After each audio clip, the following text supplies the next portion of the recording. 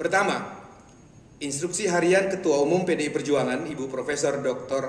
Honoris Causa Hajah Megawati Soekarno Putri dikeluarkan sebelum retret dimulai pada 21 Februari 2025 yang lalu. Dalam instruksi tersebut, Ketua Umum PDI Perjuangan tidak pernah melarang. Saya ulangi, dalam surat instruksi atau surat instruksi harian Ketua Umum PDI Perjuangan yang lalu, Ketua Umum PDI Perjuangan tidak pernah melarang seluruh kadernya yang terpilih sebagai kepala daerah dalam Pilkada 2024 untuk ikut serta dalam retret yang digelar oleh pemerintah, dalam hal ini oleh Kementerian Dalam Negeri Republik Indonesia. Teman-teman bisa membuka kembali materi yang tertulis dalam instruksi harian Ketua Umum PDI Perjuangan sebagaimana dimaksud. Dalam instruksinya yang dikeluarkan pada 20 Februari 2025, Ketua Umum PDI Perjuangan Ibu Megawati Soekarno Putri sangat jelas meminta kepada seluruh kadernya yang terpilih sebagai kepala daerah di Pilkada 2024 untuk menunda terlebih dahulu perjalanan mereka ke Magelang, Jawa Tengah dan menunggu arahan lebih lanjut dari Ketua Umum PDI Perjuangan. Kedua, bagaimana dengan kepala daerah asal PDI Perjuangan yang belum berangkat ke Magelang, di mana acara retret itu diselenggarakan? Ibu Megawati Soekarno Putri selaku Ketua Umum PDI Perjuangan meminta kepada para kadernya yang terpilih sebagai kepala daerah untuk tetap berada di daerahnya masing-masing supaya bisa langsung bekerja untuk melayani rakyat.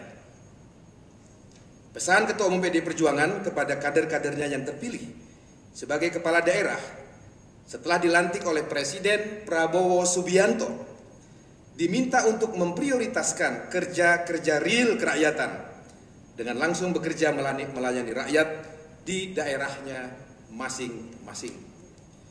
Kehadiran fisik kepala daerah sangat dibutuhkan agar program-program yang diantaranya seperti pengentasan kemiskinan, mitigasi potensi bencana alam, penciptaan lapangan pekerjaan, pencegahan stunting, hingga pemenuhan hak-hak rakyat untuk mendapatkan makanan yang bergizi bisa segera dijalankan.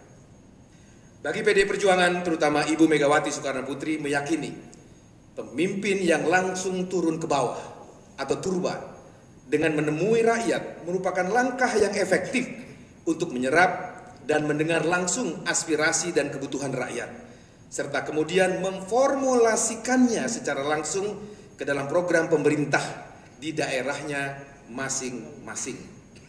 Selain itu, salah satu perjuangan reformasi bangsa Indonesia telah disepakati perubahan sistem pemerintahan yang awalnya bersifat sentralisasi menjadi desentralisasi, yang memberikan kewenangan kepada pemerintah daerah untuk mengelola pemerintahan daerahnya sendiri, atau yang populer kita kenal dengan istilah otonomi daerah, sebagaimana diatur dalam Undang-Undang Nomor 23 Tahun 2014 tentang pemerintahan daerah. Atas dasar itulah PDI Perjuangan berpandangan bahwa hubungan antara pemerintah daerah, dalam hal ini kepala daerah, dengan pemerintah pusat juga telah diatur secara jelas dalam pasal 18 ayat 2 Undang-Undang Dasar Negara Republik Indonesia tahun 1945 dan Undang-Undang Nomor 23 tahun 2014 tentang pemerintahan daerah. Oleh karena itu, kader-kader PDI Perjuangan yang terpilih dan dipercaya oleh rakyat untuk menjadi kepala daerah dalam Pilkada 2024 lalu telah memahami secara jelas peran, tugas, dan fungsi mereka agar setia mengemban amanat rakyat dengan cara menyelaraskan program-program kerakyatan di daerahnya masing-masing dengan program yang telah dirumuskan dan diputuskan oleh pemerintah pusat atau pemerintah Republik Indonesia di bawah kepemimpinan Presiden Prabowo Subianto. Ketiga, penjelasan tentang kepala daerah yang telah mengikuti agenda retret di Magelang berdasarkan hal-hal sebagai berikut.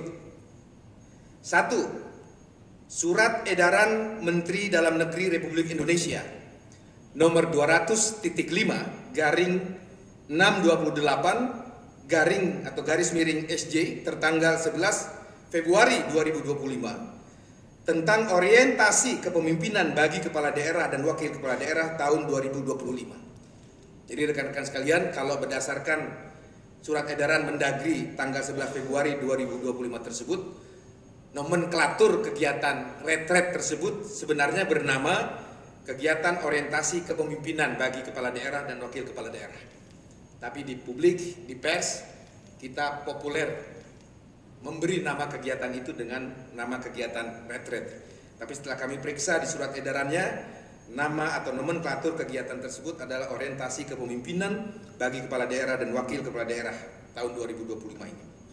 Yang kedua, memperhatikan keterangan resmi Wakil Menteri Dalam Negeri Republik Indonesia, Bapak Bima Arya, di beberapa media cetak dan online pada tanggal 22 Februari 2025 yang lalu, di mana beliau menyatakan bahwa bagi kepala daerah yang berhalangan hadir dalam mengikuti retret dapat diwakilkan oleh wakil kepala daerah atau sekretaris daerahnya masing-masing.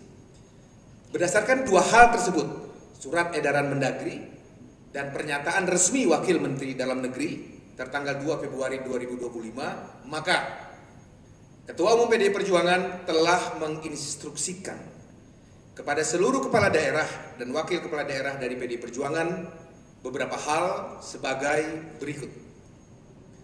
1. Bagi kepala daerah PDI Perjuangan yang belum mengikuti kegiatan retret diinstruksikan untuk kembali ke daerahnya masing-masing guna menjalankan fungsi, tugas, dan tanggung jawab sebagai kepala daerah.